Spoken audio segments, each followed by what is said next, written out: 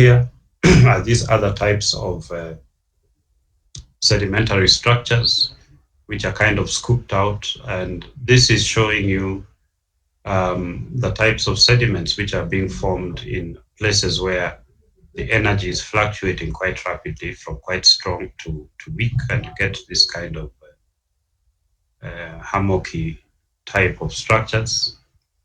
And then where they have a steady state stage here, where the water flow is generally at the energy of the flow is not really changing. So you'll find that you get these nicely laminated beds. You can get these ripple marks over here. These ripple marks normally occur as a consequence of also wind action, which generates small waves within the water of the river itself. Or if the water level is fluctuating, maybe quite rapidly, you see this again on the floodplain areas which are adjacent to the water mark level. And then you end up now with this nicely layered silts, very fine grained stuff, and then the muds at the top. So you see that the grain size is decreasing throughout this sequence, and it is also showing the changes. The decrease in grain size is also showing really the decrease in the energy level of the river. So these sequences then can occur. So at the bottom, this is the end of this sequence, which are the mud sequence here. And the new cycle above has the coarse pebbly channel sands. So these are quite typical types of sequences that you will see in the migrating river sequences. So now we just look at some of the general features of the fluvial alluvial facies. One, in terms of the depositional context, these ones are quite complex. They include here the meandering streams, which have well-developed floodplains. And here we see that they are characterized by the lateral migration of the channel of the river. And we also see muddy overbank sedimentation occurring. And we may also have sandy crevasse splays where the water breaks through and deposits the sands in particularly within the meandering sections, like in this particular case here. So you get the kind of sandy crevasse splays occurring in an area like this. Then, of course, alluvial fans, which you are well familiar with.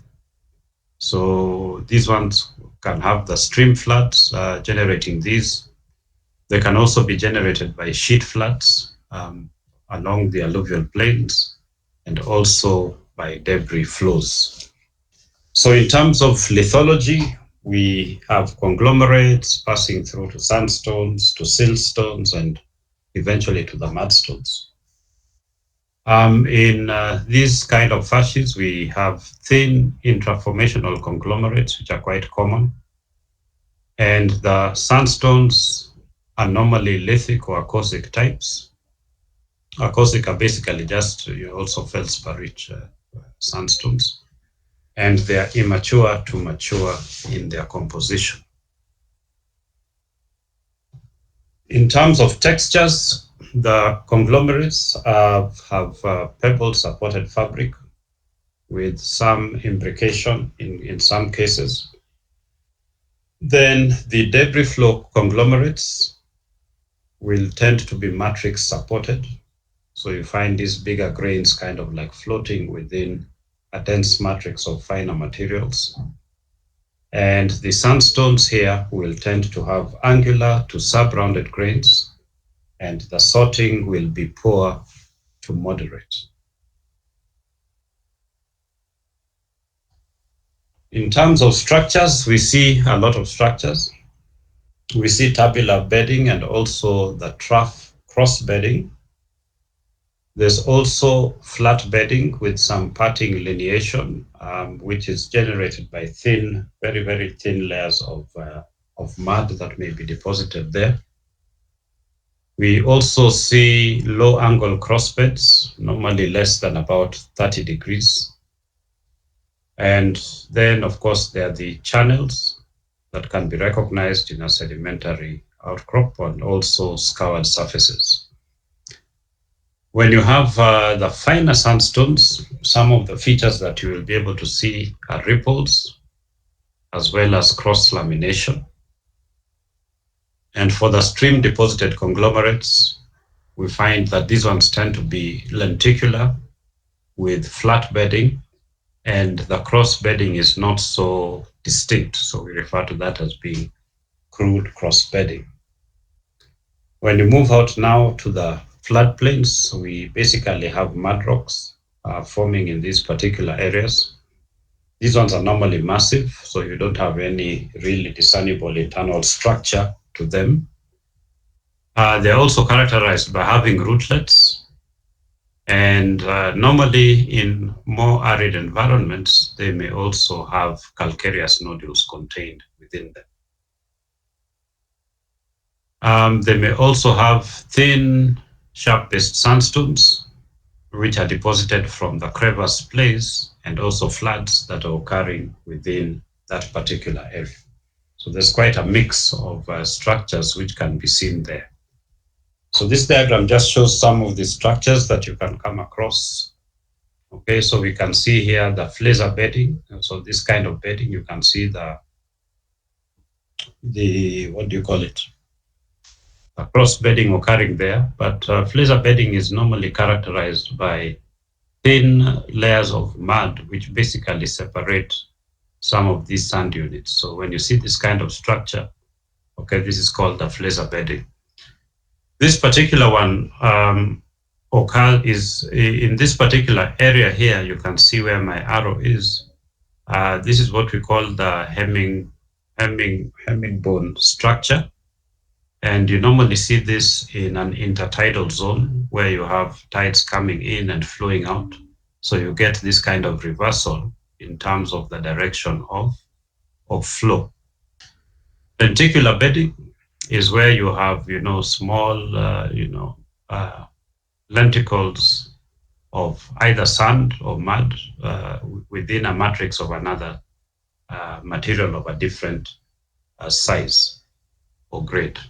And wavy bedding is this kind of bedding that is generated by deposition of, say, sands within sandy layers are deposited and intercalated with mud layers, and they generate this kind of wavy bedding that we see.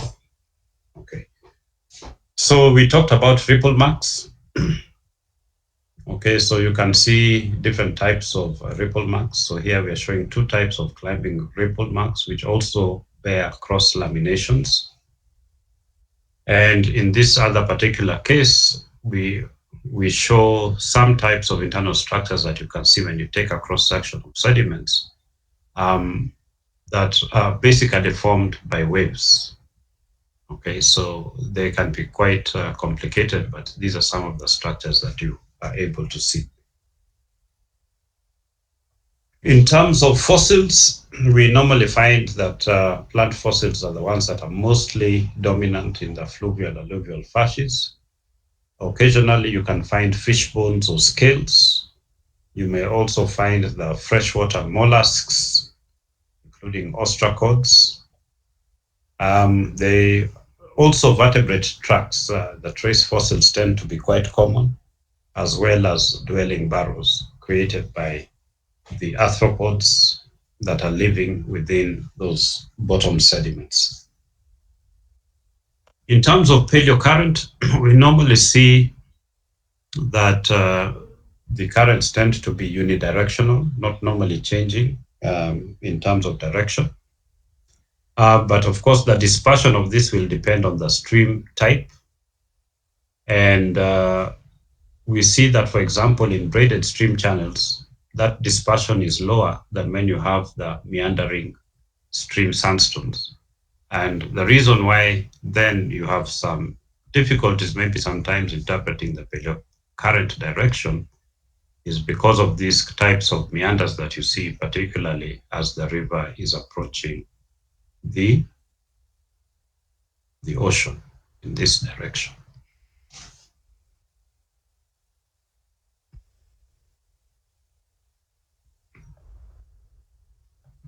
Okay, so the second one we look at is the deltaic depositional system.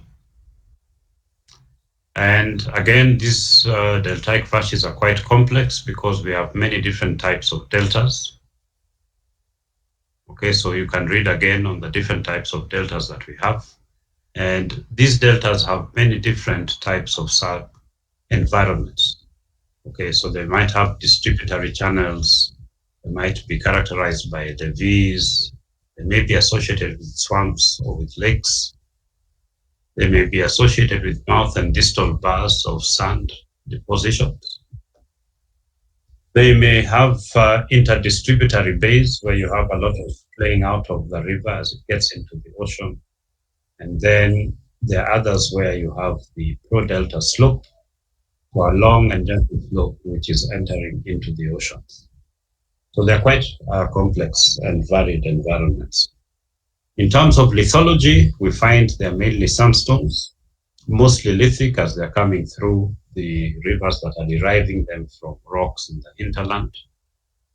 Composition can be immature to mature. And normally, of course, when you have the highly mature sandstones, for example, then they give you an idea of the distance of transportation. So these would be quite far. These would be coming from closer to the point of deposition. So we see mainly sandstones. We also see muddy sandstones, sandy mud rocks, as well as mud rocks. And deltaic facies may also contain coal seams, as well as sideritic ironstones. And these ones will normally form where the environments become quite anoxic. For example, maybe during a period when there's high input of organic matter and its degradation within the water itself. Textures of deltaic facies are generally not diagnostic. We've mentioned that we see the immature to mature composition. And we also see just average sorting and rounding of our sand grains. The textures here are not really quite diagnosis. Structures, we see again many types of cross bedding. We also note that flat bedding and channels are quite common in this particular zone. The flazer and wavy bedding, which I shown earlier, are basically related to these deltaic regions, particularly in terms of the fine sediments from silt to mud. And they are heterolithic, so you get different types of what would I call that? Different types of mineral compositions forming those particular sediments. So you can get some sediments which have rootlets or siderite nodules, and also because there's high organic activity there of living organisms, we see bioturbation and trace fossils. So these are also recognizable in those environments. In terms of fossils, we can see marine fossils as well as also non-marine fossils. So remember that the deltaic region is where the ocean and freshwater are interacting. So we also see that we have plants are quite common. So these are normally plants which are derived either from the hinterland or those plants that are growing within the environment of deposition or just outside in the oceans along the shallow continental shelf zone. Paleocurrents, we'll normally see that these are directed offshore, but we may also see paleocurrents running parallel to the shores or even onshore if we have a very kind of energetic marine system with strong waves and strong tides. In terms of the geometry of deltaic facies, you will see that the sand bodies will vary from ribbons to sheets. And in terms of the facies, successions, and cycles we expect to see, what we will normally see is a typical coarsening up unit. So really the reverse of what we saw for the fluvial alluvial system. We see the cyclical units having mud rocks at the bottom through to sandstones at the top.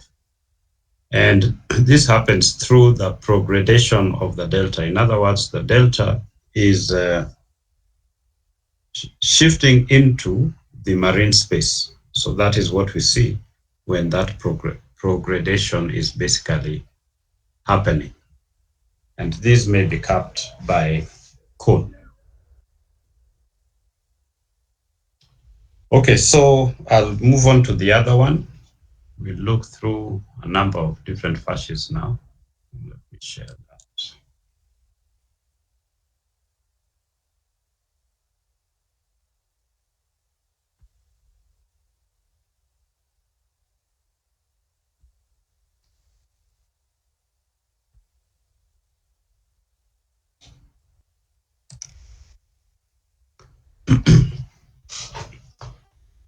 Okay, so now here we're looking at the marine siliciclastic facies. And there are a number of different groups of these. So we start off with the shallow marine siliciclastic facies that are basically on the shoreline zone.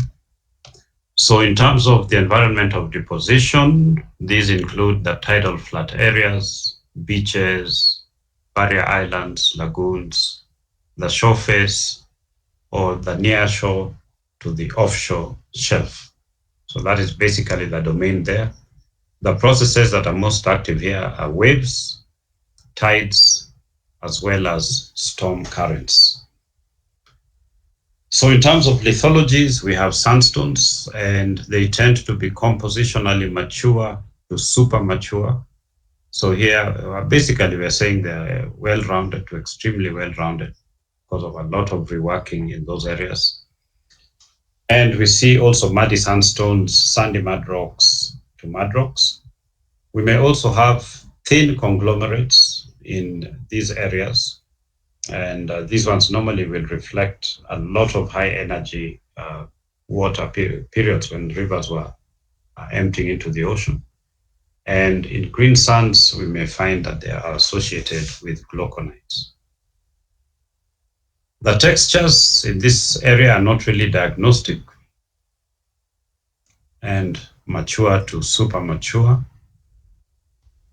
In terms of structures, we see cross-bedding, as we have seen for the alluvial fluvial facies. Sometimes we see the herringbone structures, which I had shown you earlier. We also have the reactivation surfaces, so periods of cessation before sedimentation proceeds. Flat bedding tends to be quite common.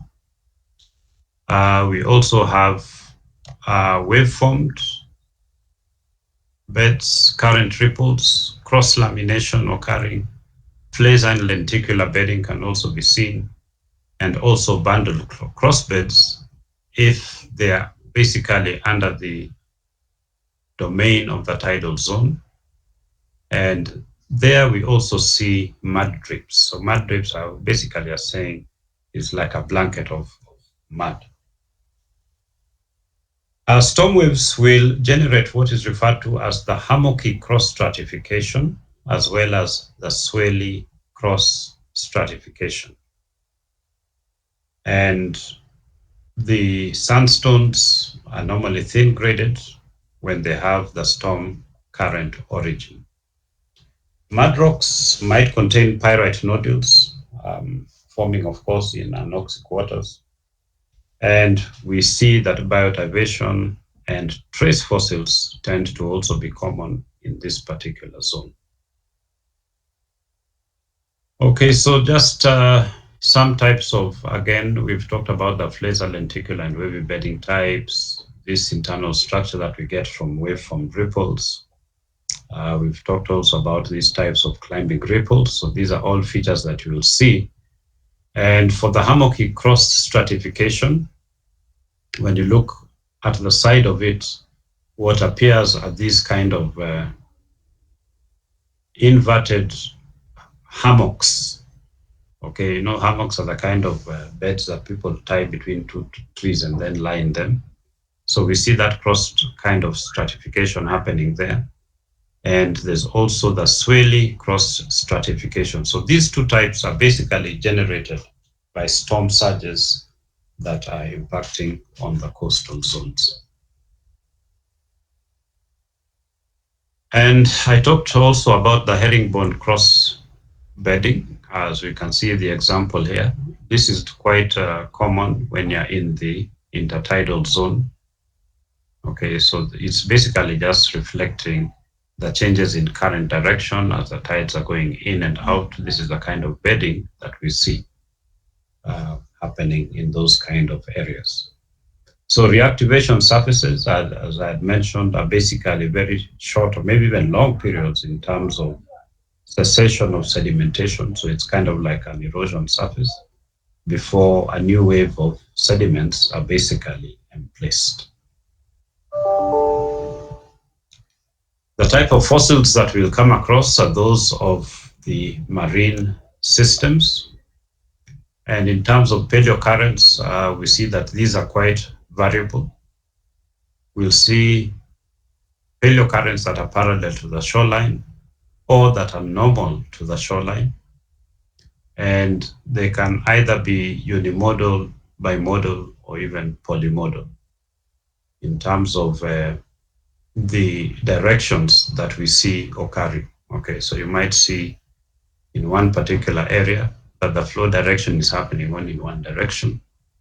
In the other areas where we're talking about the places where we have the intertidal zone, we see the bimodal paleocurrents, and polymodal will be in more complex systems, which include the two that I've already mentioned.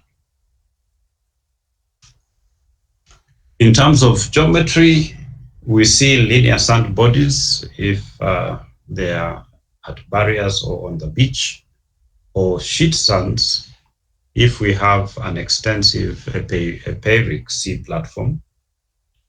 Facies, successions, and cycles, these ones vary quite considerably depending on the precise environment that you're looking at, as well as the sea level history of that particular area, the rise and fall of sea level.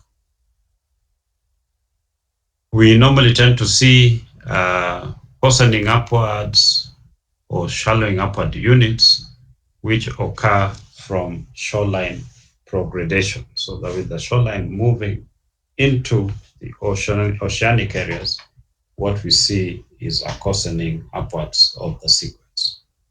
If you see the reverse occurring, then that is basically showing that there's a retrogression away from the coastal area. Facies associations, in this particular zone, we find limestones, ironstones, and phosphates. Now, when you move into the deeper marine area, looking still at the marine silicicalstic facies, in terms of deposition, the depositional environment is now the submarine slope. So you're off now the continental shelf and you're getting into the slope area. And not only on the slope, but also right down to the base. So we see there also the submarine fans as well as aprons. And we've gone through some of these figures in earlier lectures. So the processes that we find here are mainly the turbidity currents or the debris flow. We also have the contour currents. These are basically currents that occur, within the ocean at those particular levels. And these currents basically are driven by the changes in salinity within the oceans themselves. And we also see deposition from suspension. The lithologies here are mainly sandstones, again, immature to mature, and they're commonly gray, wacky in composition, so they're kind of muddy sandstones. wish. And we also see mud rocks, which are basically hemipelagic, which means that they derive some organic materials from the ocean itself, as well as those which have been transported through from the land. And then we also see conglomerates and primarily pebbly mudstones.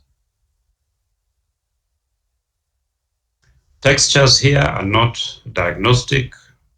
The sandstones that you find in these regions would be matrix rich, and conglomerates would be matrix supported.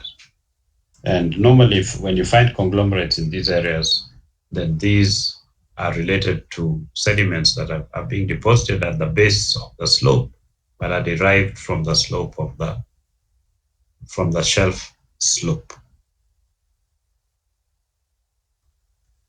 Structures, we have these rocks that we refer to as turbidite sandstones.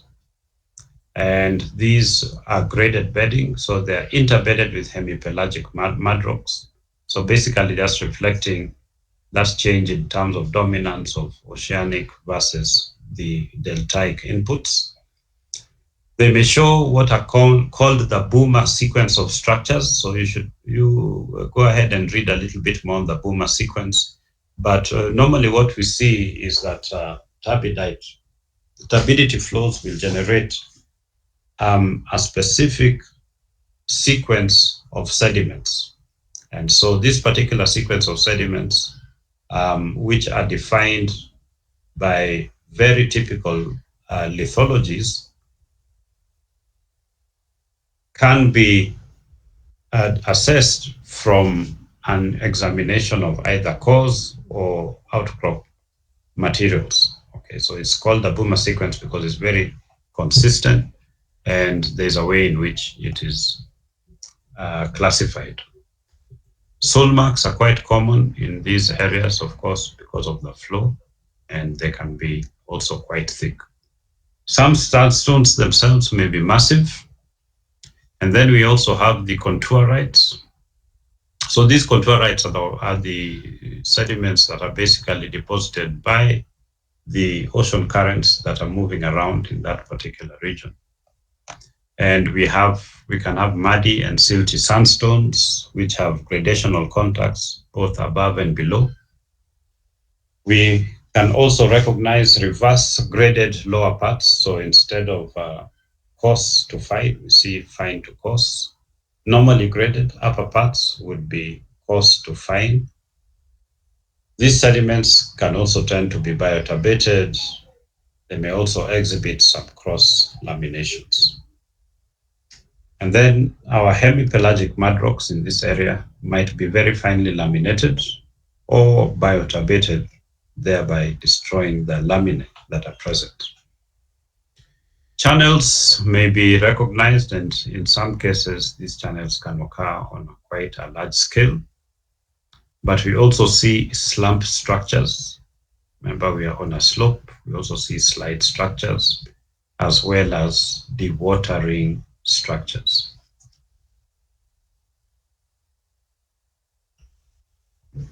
The fossils that we see are normally pelagic types. So we find these pelagic type fossils mainly in mudstones. And we also have interbedded sandstones. And these interbedded sandstones may contain derived shallow water fossils, because those are sandstones that have been moved from the shallow marine zone deeper into the deep marine zone system. Paleocurrents. These are variable in turbidite sandstones.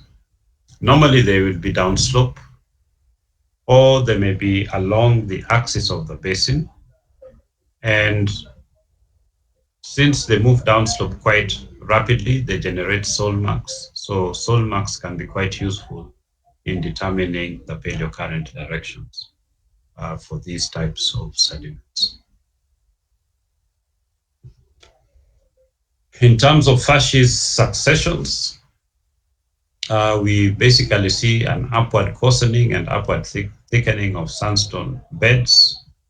or upward fining and thinning. So both of these processes are there. It depends really on the slope angle, it depends on the type of initial materials, and it depends on the slip surface and other factors. Okay, so in terms of facies associations, we don't really have any, but remember, you can go through and look at the boomer sequences and understand a little bit more about those types of sequences. All right, so we can move on to the next one.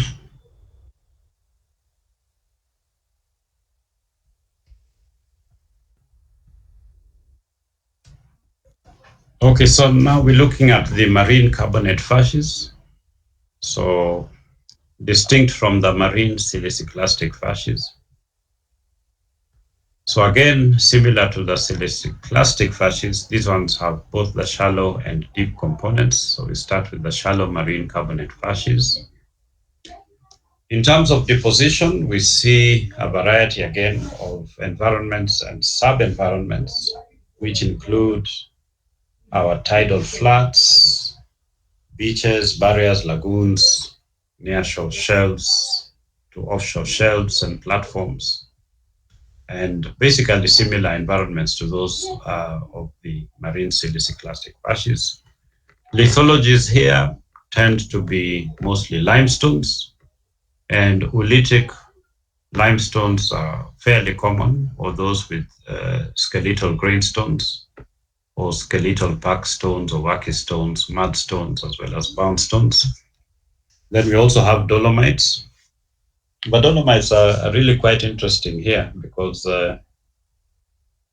normally we find that in the geological record, it is very difficult to find dolomites that are less than about 100 million years old.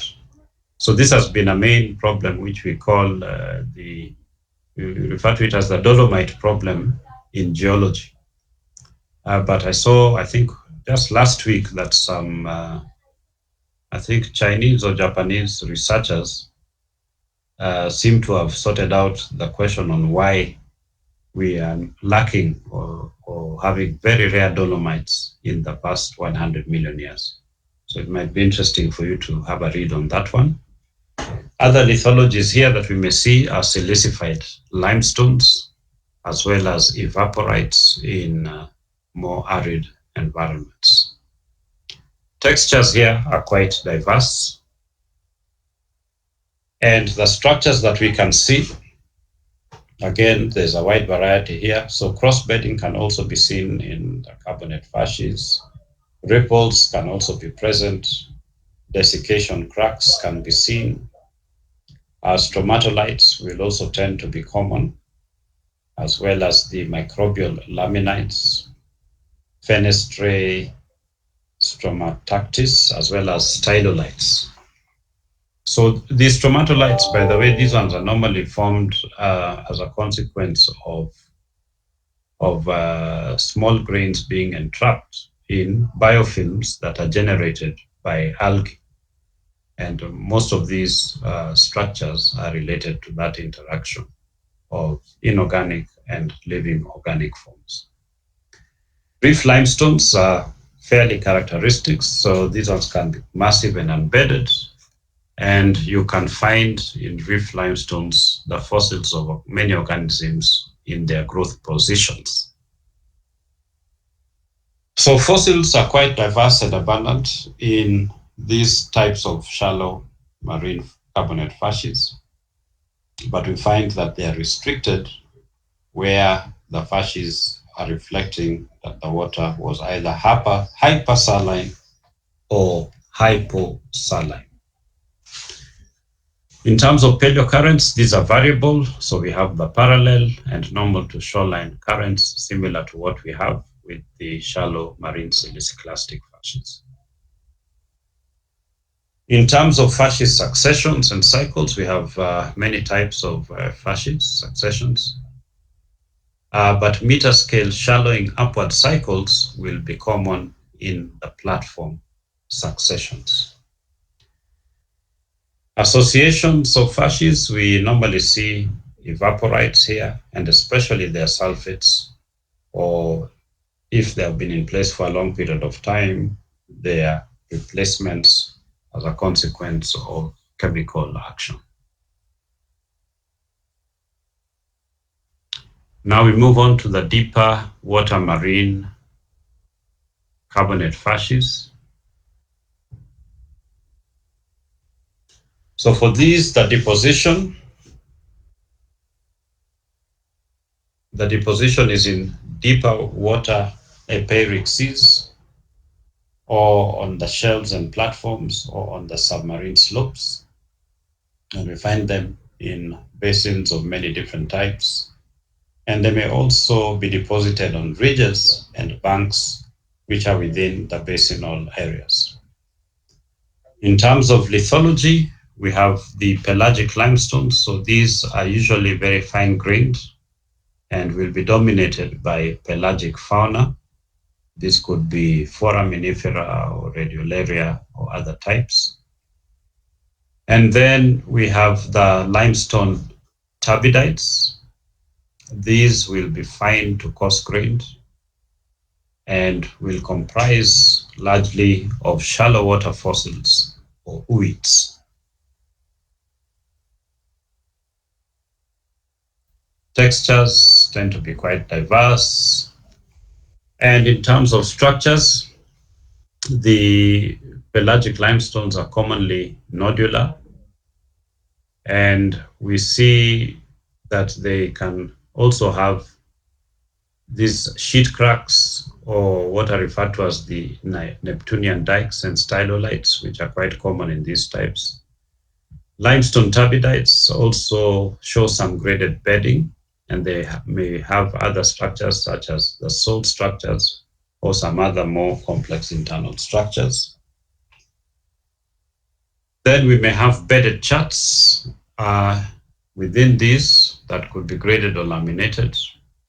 And we may find that the pelagic sediments can also be slab folded or brecciated, and again, because of their origin, more or less as turbidites of a carbonate nature.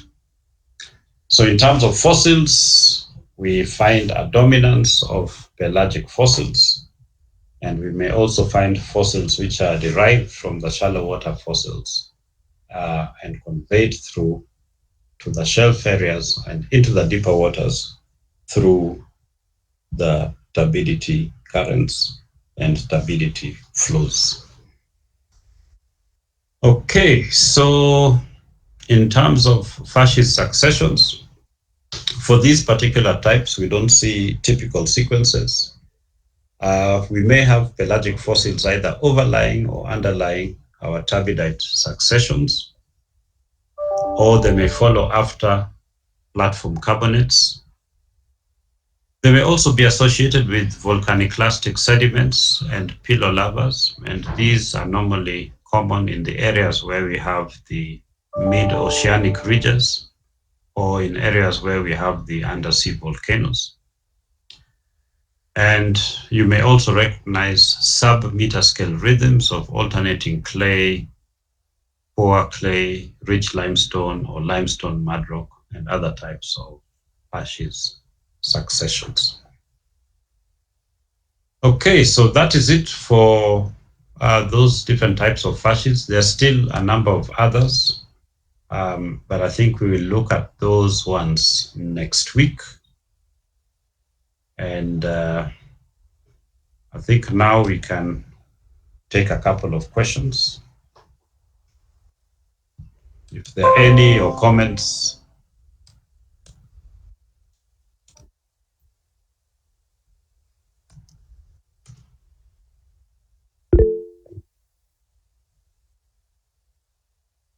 Yes.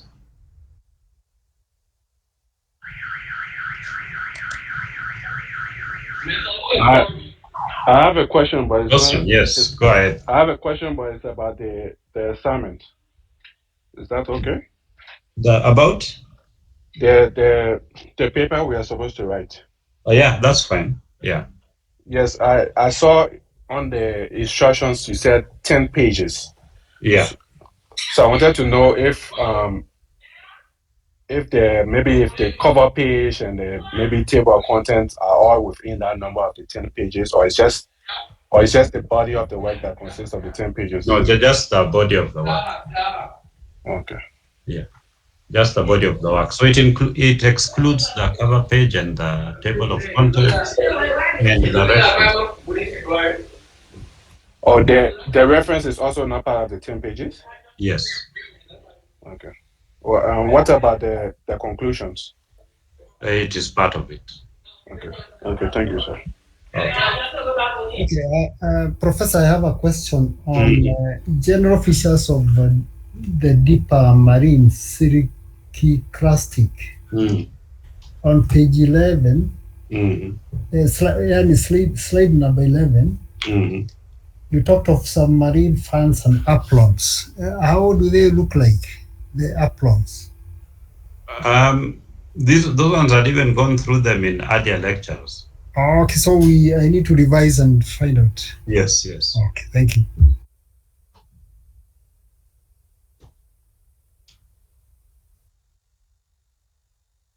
All right. So